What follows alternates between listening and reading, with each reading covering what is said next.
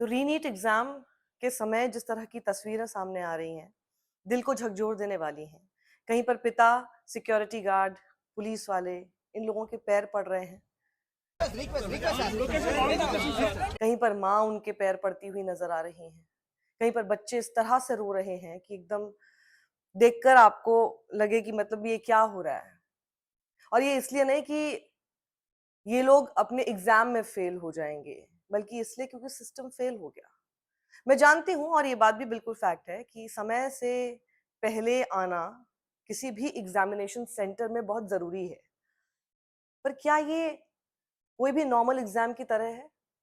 हम ये सारे रूल्स एंड रेगुलेशंस की बात उन सब एग्जाम्स के लिए जरूर कर सकते हैं जो नॉर्मल तरीके से हो रहे हैं, जो लीक नहीं हो रहे हैं, जिनको लेकर इतना स्ट्रेस परिवारों में लगातार कई महीनों से नहीं चल रहा है।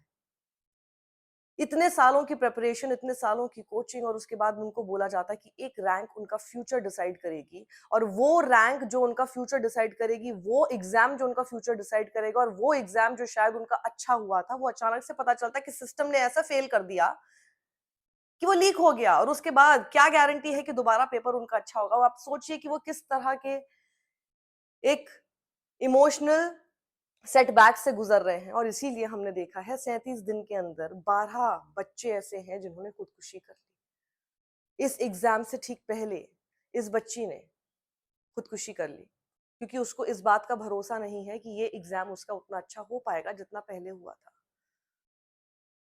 बड़े रूल्स एंड रेगुलेशंस करवाने की कोशिश कर रहे हैं। 1 minute late, 2 minute late, 3 minute late जो लोग आ रहे हैं उनकी तस्वीरें हमें ऐसे रोते हुए दिखाई दे रही हैं। 1 minute late, 2 minute late, 3 minute late वाला जो रूल आप इम्पोज करने की कोशिश कर रहे हैं, आप जो एक पेपर ठीक से नहीं करा पाए और उसकी कोई अकाउंटेबिलिटी नहीं है। रेजिग्नेशन तो बहुत दूर की बात है। धर्मेंद्र प्रधान के रेजिग्नेशन की लगातार बात की जा रही है। कहाँ है पता नहीं, अपना दूसरा एग्जामिनेशन करा रहे हैं। किस दिन करा रहे हैं? इंटरनेशनल योगा डे पे, जिस दिन पूरा दिन वो गोदी मीडिया जो वैसे तो कभी स्टूडेंट्स की बात करता नहीं है, और उस दिन तो उसको और अच्छा बहाना मिल गया बात ना करने का। ये ऐसी तस्वीरें जो कल से आ रही थी वो ना दिखाने का, क्योंकि दिन भर तो आपको मोदी जी दिखाई देंगे, बाकी लोग दिखाई देंगे योगा करते हुए, योगा के पोसेस, आसन आपको दिखाई देते रहेंगे। बड़ा उद्धार हो रहा है उससे देश का, लेकिन यहाँ जो बच्चों का भविष्य खराब हो रहा है वो आपको नजर नहीं आएगा। कर्नाटक से ऐसी तस्वीर सामने आ रही है जहां पर बताया जा रहा है कि कांग्रेस रैली चल रही थी, वहां पर लोग फंस गए, मैप में एरर दिखाने लग गया। 3 बच्चे इधर अभी आए हैं। अब वो आए हैं बराबर 131 पे आए हैं। वो जब 130 को बराबर लॉक करके अंदर गए हो। अभी देखिए ये तो नीट का एग्जाम आ गया, 1 महीना पहले अनाउंस हो गया था। हाँ, हर हर पूरा इंडिया को, ऑल इंडिया सबको मालूम है कि आज 21 को नीट एग्जाम आ गया। मगर आज ये कांग्रेस की रैली लग गया है। तो कांग्रेस की रैली किधर? इधर ही है, पैलेस ग्राउंड पे। तो 3 आवर्स से इधर रोड ब्लॉक है, तो बच्चे कैसे आएंगे इधर? किसी को पता चला कि उसका जो एग्जामिनेशन सेंटर जो बताया गया, वहां जाके उसको पता चल रहा है 10 मिनट बाद उसको बताया जा रहा है कि नहीं, वो वाला एग्जामिनेशन सेंटर नहीं, आपको दूसरी जगह जाना है। और उसके बाद 40 किलोमीटर दूर जा रहा है आदमी, वहां से उसको एडमिट कार्ड फिर दिया जा रहा है उस नई जगह पर। मैं समझती हूँ इस तरह की जो खबरें हैं जहां पर बच्चे गलत एडमिट कार्ड लेकर ही आ गए, मैं समझती हूँ उनको एंट्री का कोई मतलब नहीं है। चाहे 1 minute late, 2 minute late, 3 minute, ये नॉर्मल एग्जाम नहीं था। आपको पता है कि किस कंडीशन में, किस सर्कमस्टांसेस में एग्जाम कराया जा रहा है, और ऑलरेडी बच्चों के ऊपर क्या प्रेशर इस वक्त चल रहा है। वो जो पिता इस वक्त पैर पड़ रहा है ना, क्योंकि उसको इस बात का डर है कि उसका बच्चा कहीं कुछ गलत कदम ना उठा ले, क्योंकि उसको एग्जाम नहीं देने दिया गया, उसको मौका ही नहीं देने दिया गया।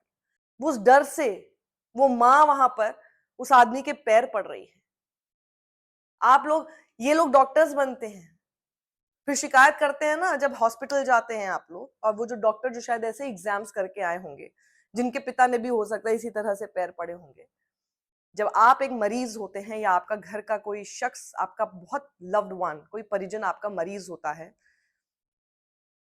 और उसको एडमिशन हॉस्पिटल में नहीं मिल रहा होता, हेल्पलेस फील करते हैं ना।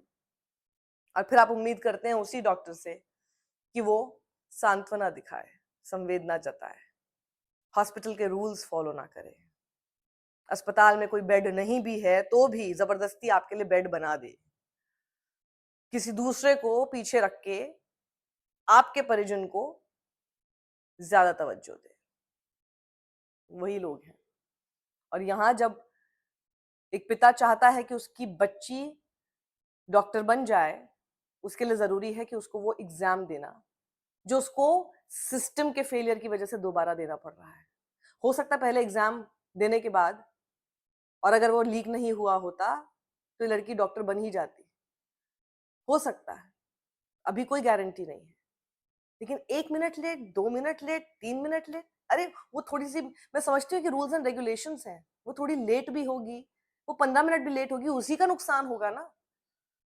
ये इंस्ट्रक्शंस सरकार की तरफ से क्यों नहीं दी गई कि आपको पता था कि नॉर्मल सर्कमस्टांसेस में एग्जाम नहीं हो रहा है? ये क्यों नहीं थी कि आपको संवेदना जतानी है, मौका देना है, ये जानते हुए कि किस तरह की सुसाइड की खबरें देश भर से छात्रों की आ रही हैं? कोई एम्पैथी नहीं है। आप जानते हैं कि इस तरह की खबरें सामने आती, और अगर आपको नहीं पता था कि ऐसी खबरें सामने आएगी तो आप चुल्लू भर पानी में खुद डूब जाइए। इस्तीफा तो आप बाद में देना, पहले आप चुल्लू भर पानी में डूब जाना कि अगर आपको इसकी ही समझ नहीं है कि ऐसी तस्वीरें देश भर से जरूर आएंगी। क्योंकि लास्ट मोमेंट पर आप लोगों ने जिस तरह से जो एडमिट कार्ड्स दिए, ऐसे ऐसे एडमिट कार्ड दे दे किसी आदमी को, बताइए पासपोर्ट भी नहीं है उस आदमी के पास, अबू धाबी उसका एडमिट कार्ड उसको मिल रहा है, अबू धाबी उसका सेंटर पड़ रहा है। सोचिए ना कि क्या कर क्या रहे हैं आप।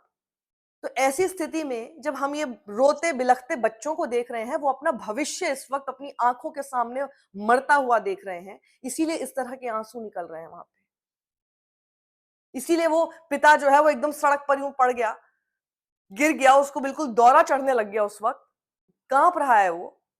और वो बच्ची देखिए, वो जो अपने फादर को इस तरह की हालत में अपनी वजह से देख रही है, वो हमेशा जिंदगी भर इस गिल्ट में रहेगी, या अपने आप को गलत, अपने आप को ही दोष देती रहेगी कि मेरी वजह से मेरे पिता के साथ उस वक्त ये हुआ। 2 मिनट की देरी से पहुंचे थे इसलिए। सोच रहे हैं आप, मतलब ये इंस्ट्रक्शंस ही नहीं थी, ये सेंटर्स पर ऐसा कोई शख्स क्यों नहीं था जो कि, क्योंकि अगर इंस्ट्रक्शंस होती तो होता ना कि वो इन सारी सिचुएशन पे रूल्स एंड रेगुलेशंस जो भी हैं, लेकिन ऐसी सिचुएशन आएगी वहां पे एक एम्पैथी की जरूरत होगी।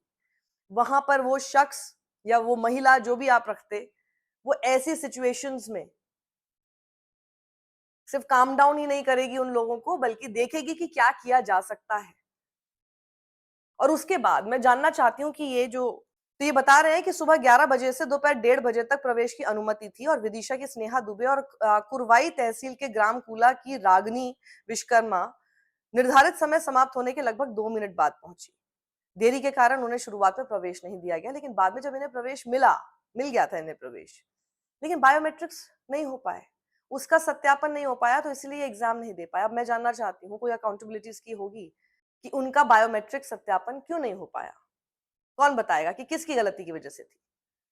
टेक्निकल एरर्स अगर हो रहे थे तो क्या उसमें उन छात्रों की गलती थी? मैं मानती हूं कि जो अपना एडमिट कार्ड ही गलत लेकर आ गए किसी जगह पे, वो गलती मैं किसी सिस्टम पे या किसी सिस्टम के फेलियर पे या फिर सरकार पे किसी पे नहीं दे रही, किसी रैली पर नहीं दे रही, किसी इंटरनेशनल योगा डे पर नहीं दे रही। ये आपको पहले से करना चाहिए था। और वैसे भी मैं, और जिनके एग्जाम्स हैं, मैं उनके घर के लिए बोलना चाहती हूँ, घर वालों के लिए बोलना चाहती हूँ, पेरेंट्स के लिए बोलना चाहती हूँ। ये बात भी आपके लिए स्पेशली आएगी और बोली जाएगी कि जब आपको पता है कि कहीं पर एग्जाम है, तो आप इतना कट टू कट अपने घर से क्यों निकल रहे हैं? क्योंकि एग्जाम्स तो हम सब लोगों ने ही दिए हैं, और ये इश्यूज हमेशा आते हैं। देखिए, इसमें सिर्फ नीट, वो तो मैं इसलिए सरकार से सवाल पूछ रही हूँ क्योंकि वो लोग इतना स्ट्रिक्टली रूल्स फॉलो कराने के, जो नॉर्मल रूल्स होते हैं, वो नॉर्मल रूल्स को इस तरह से फॉलो कराने पे तुले हुए हैं जैसे कि खुद बड़े रूल के साथ, रूल्स एंड रेगुलेशंस के साथ चीजें करा रहे हैं। खुद के ऊपर, जब आपके ऊपर, दूसरे के ऊपर आप उंगली उठा रहे हो, तो 3 तो आपके ऊपर ही उठी हुई है। इसलिए मैं सरकार से सवाल पूछ रही हूँ कि इस पूरे जो सर्कमस्टांसेस जिसमें ये नीट का एग्जाम हुआ, इसमें इश्यूज थे, तो आपको ये सारी चीजें ध्यान में रखनी चाहिए कि ऐसी सिचुएशन तो हर एग्जाम में वैसे भी आती हैं, तो इसमें भी आएंगी। तो ऐसे समय में जब हम देख रहे हैं कि नीट के एग्जाम का दोबारा पेपर होने को लेकर इतना सवाल हो रहे हैं, इतनी कंट्रोवर्सी है, इतने बच्चों के हम सुसाइड्स देख रहे हैं, इतना डिप्रेशन हो रहा है, उसमें ऐसी सिचुएशंस जब सामने आएंगी तो उसको कैसे डील किया जाएगा, हैंडल किया जाएगा। लेकिन वहीं पर ऐसी खबरें 1 minute late, 2 minute late, 15 minute late, जो भी लेट, मैप का एरर, गड़बड़ हो गया, मैप ने गलत जगह हमें पहुंचा दिया, उबर हमें गलत जगह लेके चली गई, किसी और एग्जामिनेशन सेंटर में पहुंच गई, ये वैसे भी हर हर एग्जामिनेशन से ऐसी खबरें सामने आती हैं, हर एग्जामिनेशन से, क्योंकि वो दोबारा पेपर नहीं हो रहे होते, तो ये इश्यूज जो हैं ये रिपोर्ट नहीं होते हैं। लेकिन क्योंकि री नीट का एग्जाम इतना बड़ा कंट्रोवर्शियल एग्जाम है इस वक्त, इसलिए ये रिपोर्ट भी हो रहा है, और इसलिए उसको देख के एम्पैथी भी हो रही है, because yes, they should have been careful कि ऐसी चीजें होंगी और उसके लिए उनको कुछ रियायत बरतने की जरूरत थी। और ये सब इसलिए हो रहा है, ये जो पिता पैर पड़ रहा है, माँ पैर पड़ रही है, वो इसलिए क्योंकि ये एग्जाम दोबारा हो रहा है। पहले वाले एग्जाम में आपने ऐसी तस्वीरें देखी नहीं होंगी, क्योंकि वो तो तब उस समय पे नॉर्मल सर्कमस्टांस में एग्जाम हो रहा था। वो लीक हो जाएगा ये तो किसी को नहीं पता था, so nobody even cared about these kind of visuals at that moment. But मैं बोलना चाहती हूँ कि किसी भी कोई भी आपका सेंटर है, उससे पहले से ही इसका ध्यान रखा जाता है। इसका ध्यान रखा जाता है कि कहाँ पर आपका सेंटर पड़ने वाला है। कितने लोगों को तो मैं इतना देखती थी हमेशा कि वो इतने केयरफुल होते थे कि एक दिन पहले बल्कि उस सेंटर पर जाकर देखते थे कि वो जो सेंटर जिस जगह पे हमें जाना है वहां पर कैसे पहुंचा जा सकता है, ताकि लास्ट डे पर जिस दिन आपको एग्जामिनेशन सेंटर पे जाना है उस दिन आपको ये दिक्कतें महसूस ना करनी पड़े। स्टूडेंट पढ़ाई करेगा, घर का कोई एक सदस्य ये काम करता है, जाकर एग्जामिनेशन सेंटर देख कर आता है, and how easy it is to reach there, ये सब भी किया जाता है। लेकिन वहीं पर आज के रीनीट एग्जाम के दौरान जब ऐसी तस्वीरें सामने आ रही हैं, तो सब लोगों का सवाल यही है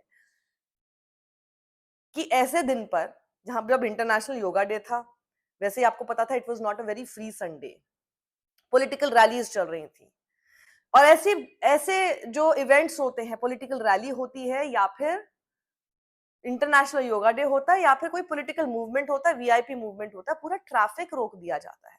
जब आपको पता था कि एक नीट का एग्जाम और ये वाला एकदम फूल प्रूफ तरीके से सही ढंग से कराना कितना जरूरी है इस वक्त, ऐसे एग्जाम्स के लिए उस समय के लिए क्यों नहीं क्लियर इंस्ट्रक्शंस दी जाती हैं, रोड्स क्यों नहीं खाली करा दी जाती हैं, at least so that people can reach their examination centres on time.